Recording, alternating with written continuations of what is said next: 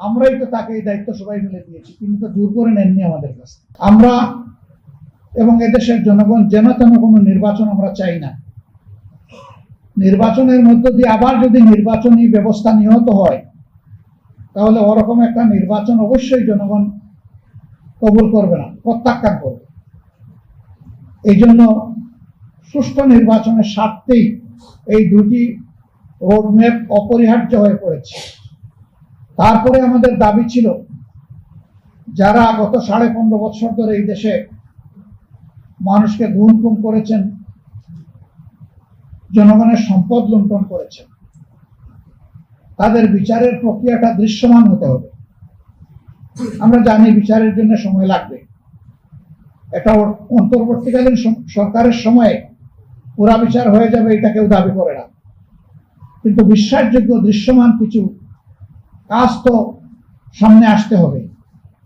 সেরকম কিছু এখনো জনগণ দেখতে পাচ্ছে না। এই জায়গায়ও জনগণের আশঙ্কা, যদি অপরাধীদের বিচার সুষ্ঠুভাবে না হয়, তাহলে অপরাধ চক্র বৃদ্ধি পাবে এবং বাংলাদেশ ভবিষ্যতে গভীর অন্ধকারে তলিয়ে যেতে পারে। আমরা এটাও হতে দিতে পারি না।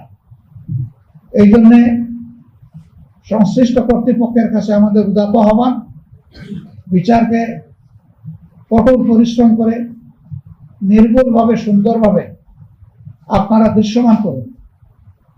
আপনারা জনগণের সমর্থন পাবেন ইনশাআল্লাহ। এটাও ঠিক যে আমরা যেন তেন কোনো বিচার চাচ্ছি না। বিচারের নামে যে অবিচার আমাদের উপর করা হয়েছে বা অন্যদের উপর করা হয়েছে, সেটাও আমরা চাই না। আমরা চাই বিচারটা ফেয়ার হোক। সম্মানিত ভাইয়েরা, এই বিষয়গুলো সামনে রেখে এই সম্প্রতি কয়েকদিন ধরে অনেক কিছু হয়ে গেল। আমরা আশা করি যে এই বিষয়টা সামনে বাড়বে না। আরো দুইটি স্পর্শকাতর বিষয় সম্প্রতি আলোচনায় আছে। একটি হচ্ছে মানবিক করিডোরের নামে একটা উদ্যোগ। আমরা সর্বপ্রথম এটি আমাদের নলেজে আসার সাথে সাথেই আমরা বলেছি এর সাথে জাতীয় নিরাপত্তার বিষয় জড়িত। সুতরাং এই বিষয়টি ভেবে চিন্তে আগাতে হবে। হুট করে এটাতে কোনো কিছু করা যাবে না। এখন দেশে পার্লামেন্ট নাই, একটা অন্তর্বর্তীকালীন সরকার উপদেষ্টা পরিষদের মাধ্যমে পরিচালিত হচ্ছে। উপদেষ্টা পরিষদ মেনে নিলাম যে তারা মন্ত্রী পরিষদের বিকল্প, কিন্তু পার্লামেন্টও নেই। সেই পার্লামেন্টটা হতে পারত জনগণের প্রতিনিধিত্বকারী দেশপ্রেমিক সংগঠনগুলো। সরকার তাদের সাথে এই ব্যাপারে বসা উচিত এবং সকল পক্ষের সাথে না বসে এই ধরনের কোনো উদ্যোগ নেওয়া দেশের জন্য কল্যাণকর হবে না। আমরা আশা করব যে এই ব্যাপারে সরকার যথাযথ গুরুত্ব দেবেন এবং রাজনৈতিক দলসমূহের সাথে বসে, আরো যারা অংশীদার আছেন তাদের সাথে বসে, যারা সিকিউরিটি এক্সপার্ট আছেন তাদের সাথে বসে এই বিষয়ে সিদ্ধান্ত নেওয়া যেতে পারে। অথবা বিষয়টি যেহেতু অনেক বড়, এটাকে পরবর্তী নির্বাচিত সংসদের উপর ছেড়ে দেওয়া যেতে পারে, সেটাই উত্তম হবে। বন্দর ব্যবস্থাপনারও একটা বিষয় সামনে এসেছে। এটা একটা বিশাল বিষয়। আমাদের দেশের লাইফলাইন হলো চট্টগ্রাম বন্দর থেকে সারা দেশ। এটি আমাদের প্রধান সমুদ্র বন্দর। এই বন্দরে উপরে নির্ভর করছে বাংলাদেশের অনেক কিছু। গোটা বৈদেশিক বাণিজ্য এটার উপর 70% ঊর্ধ্বে নির্ভরশীল। এরকম একটা বন্দর ব্যবস্থাপনারও কোনো সিদ্ধান্ত নেওয়া হঠাৎ করে এটা সমীচীন হবে বলে আমরা মনে করি না। এই বিষয়গুলো ভেবে চিন্তে আরো অংশীদারের সাথে আলাপ করে কি করা যায় সে বিষয়গুলো সামনে নিয়ে আসা উচিত। সম্মানিত ভাইয়েরা, সেনাবাহিনী আমাদের গর্বিত সেনাবাহিনী। ইতিহাসের গুরুত্বপূর্ণ ভাগে তাদের অনেক মর্যাদাপূর্ণ অবদান রয়েছে। বাংলাদেশের স্বাধীনতা আন্দোলনের মধ্য দিয়ে আমাদের এই সেনাবাহিনী গড়ে উঠেছে। কোনোভাবে কোনো কার্যক্রমের মাধ্যমে, কারো কোনো পদক্ষেপের মাধ্যমে আমাদের এই গর্বের প্রতিষ্ঠান বিতর্কিত হোক, এটা আমরা চাই না।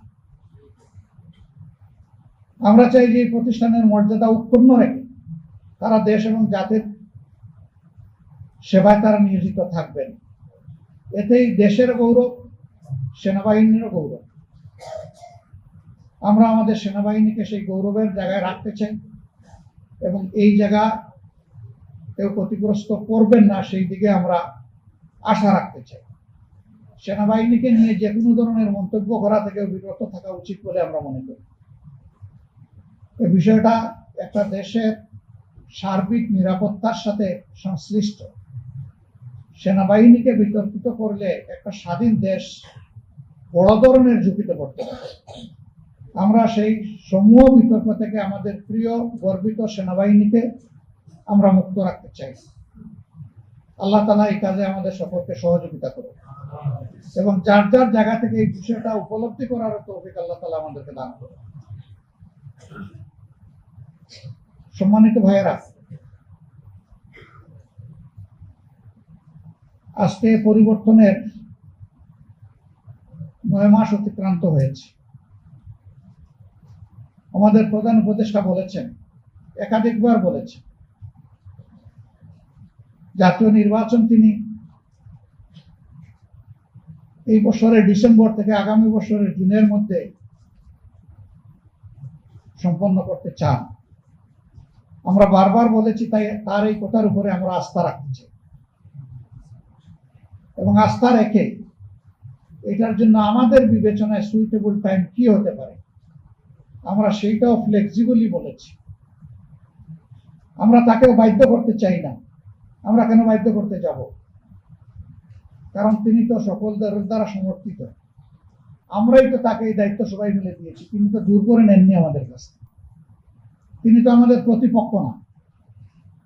তিনি এখন সরকারের অভিভাবক। এ দায়িত্ব সকল রাজনৈতিক দল এবং অংশীজন স্বেচ্ছায় আমরা তার উপর অর্পণ করেছি।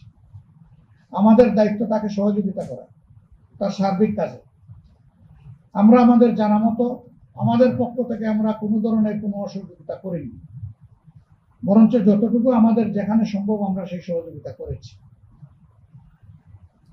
অন্যান্য রাজনৈতিক অংশীজনের প্রতি, সংগঠনগুলোর প্রতি আমরা আহ্বান জানাই যে এই সরকার যেহেতু আমাদের সকলের সরকার, আসুন আমরা সবাই মিলে তাকে সহযোগিতা করি।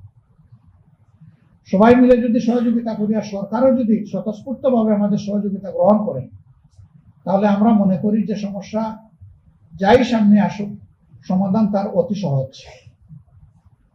কিন্তু এইখানে বোঝাপড়ায় যদি কোনো গ্যাপ তৈরি হয় আর জাতি যদি কোনো সংকটে পড়ে, এ দায় আমরা কেউ এড়াতে পারবো না। অতএব দায় সৃষ্টি হওয়ার আগেই সমাধানের পথে হাঁটাটাই হচ্ছে বুদ্ধিমানের কাজ, উত্তম কাজ। আমরা সরকার এবং রাজনৈতিক দলগুলোর প্রতি উদাত্ত আহ্বান জানাই যে পারস্পরিক সহযোগিতার মনোভাব নিয়ে আসুন প্রিয় দেশকে, জাতিকে আমরা আশাবাদী করি এবং সামনের দিকে এগিয়ে নিয়ে যাই।